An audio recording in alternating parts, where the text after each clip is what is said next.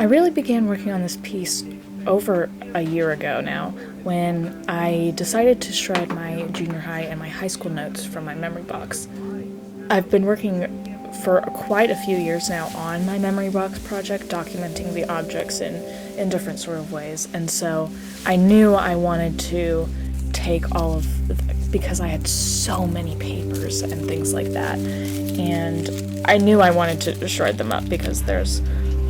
lots of ideas about how memory is taken and destroyed, and how even looking back on memories, we are rewriting how we remember things every time we recall it. So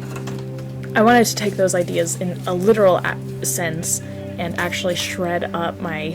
notes that I had from junior high and high school.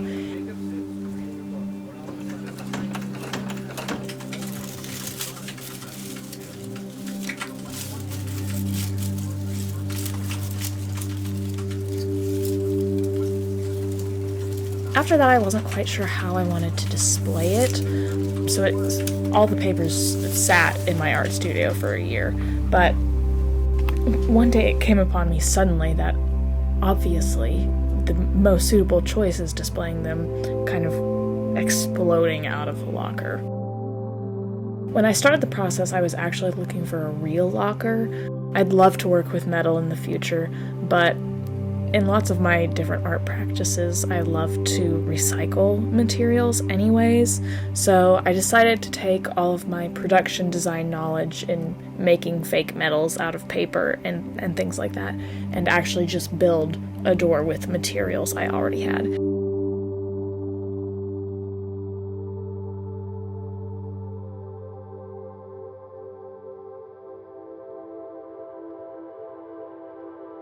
And while making this piece, I really thought a lot about conveyor belts and that sort of mechanical machine endless cycle of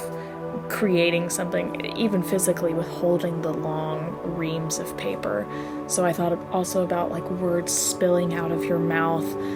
generating positive or negative letters, and taking words out of context, destroying memories, and replacing words, and